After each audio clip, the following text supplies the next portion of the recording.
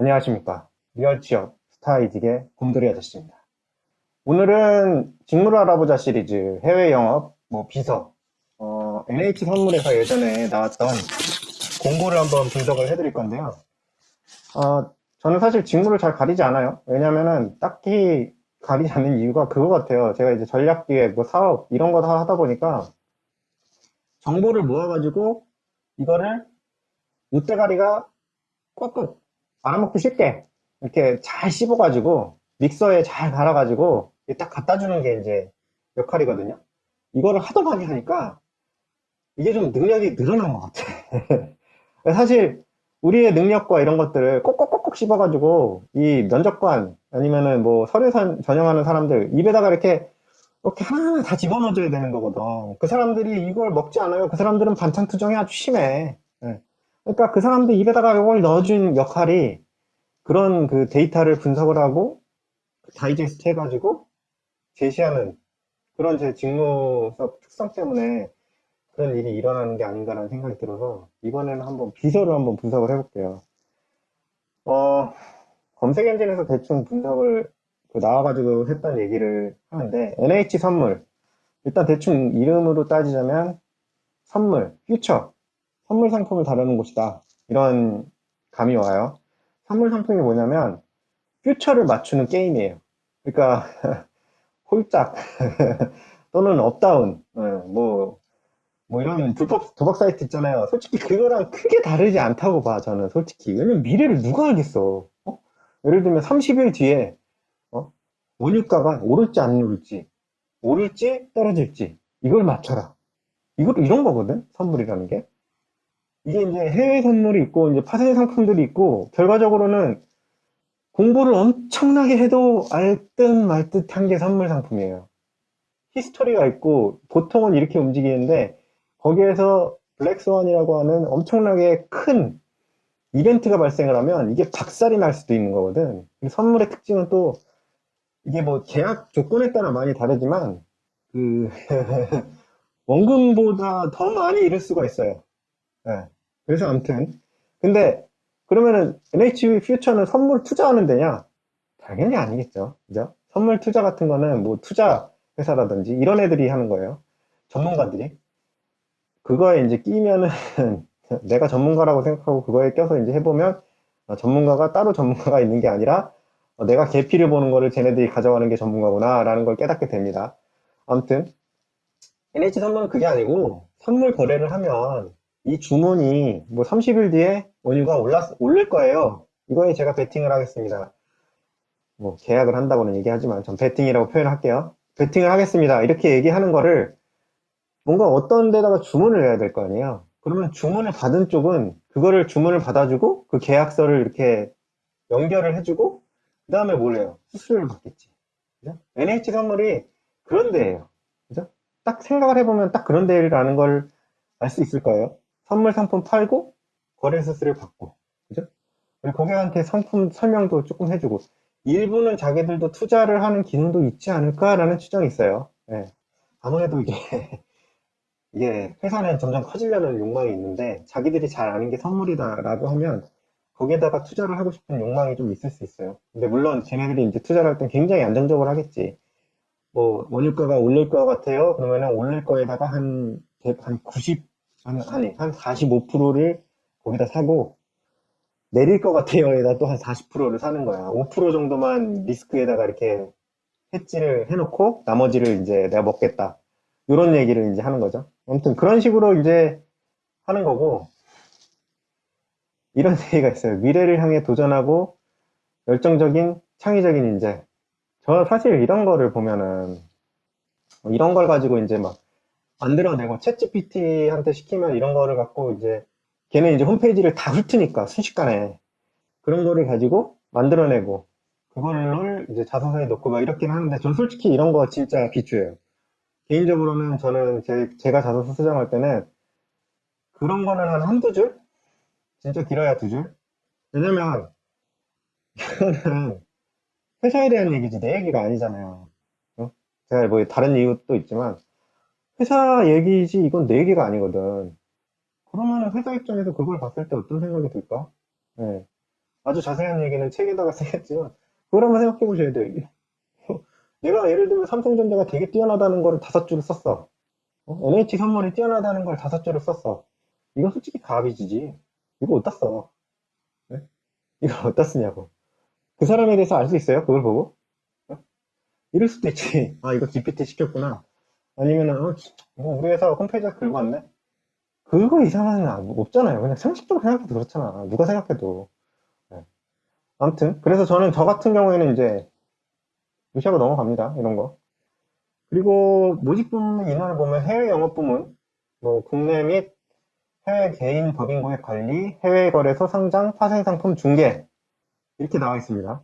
뭐 시킬 게 많죠. 일단 파생 상품에 대한 이해가 있어야겠죠, 그죠? 그리고 이거를 가지고 고객한테 설명을 해줘야 될 거예요. 왜냐면 중개잖아요. 그래서 아까 뭐라 그랬어 이게? 도박이라고 했죠. 도박인데 서로 막 그 리스크를 했지 한다는 게 피하는 거예요. 리스크를 위험을 최대한 줄이는 거예요. 그러기 위해서 이게 엄청나게 복잡해져 있어요.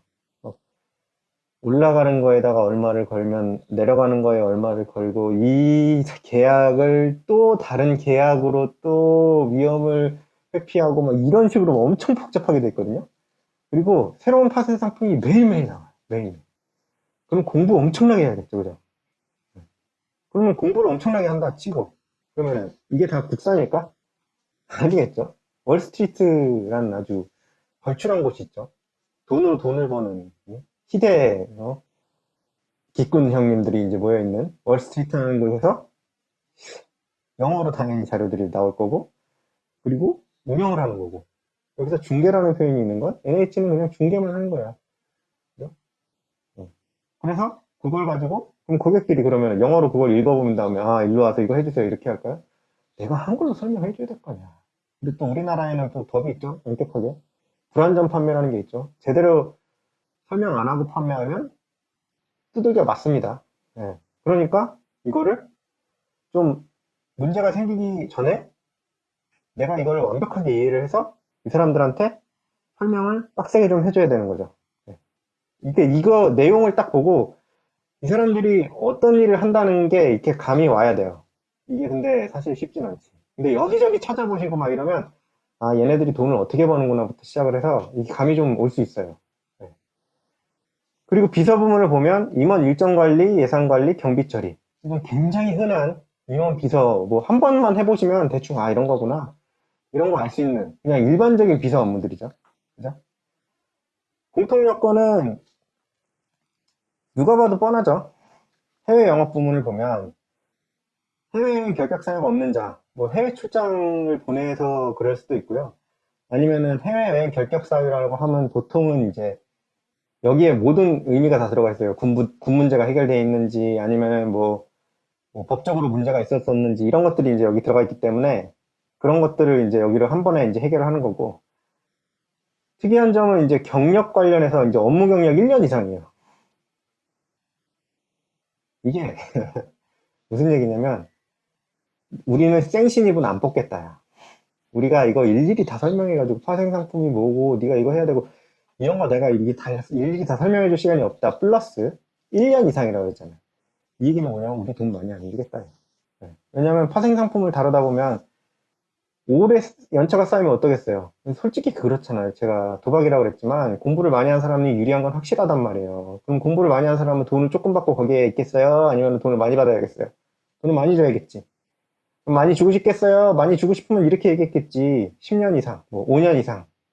이게 돈이랑도 관련이 있어요. 우리가 예산이 이거밖에 없어. 2년 차 정도, 한 3, 4년 차? 이 정도까지 정도밖에 예산이 없어. 이렇게 얘기를 하는 거예요. 그리고 비서 부문을 보면 최종 학력 초대절 이상, 뭐 해외여행 얘기도 있고요. 이것도 여전히 그냥 그거예요. 그냥 기본적인 양식을 갖췄는지 그런 것들을 한번 파악을 하는 거고요. 네. 크게 뭐 비서 부분에 대해서는 크게 없는데 우대사항이 중요해요. 우대사항이. 네. 우대사항이 뭐 해외 영업 같은 경우에는 자격증이 있는지, 금융투자업권 영역 경력자가 있는지, 영어 커뮤니케이션 능력자가 아까 얘기했죠. 영어로 돼 있다고 다. 그러니까 영어 커뮤니케이션 우수 능력자를 뽑는 거고 재밌는 건 야간 근무 및 미국 유럽 시장 운영 일에 근무 가능한 자. 밤낮이 없다는 얘기예요. 이런 거 잘 봐야 돼요. 나는 진짜 워라밸이 중요하고 낮에 딱 일하고 밤에 딱 자고 싶어. 그런 사람들은 이거에 지원을 하면 안 되지. 서로 민폐인 거지, 서로. 네. 나는 돈 빡세게 벌어가지고 뭔가 좀 해보고 싶어. 이런 사람들이 가야 되는 거예요.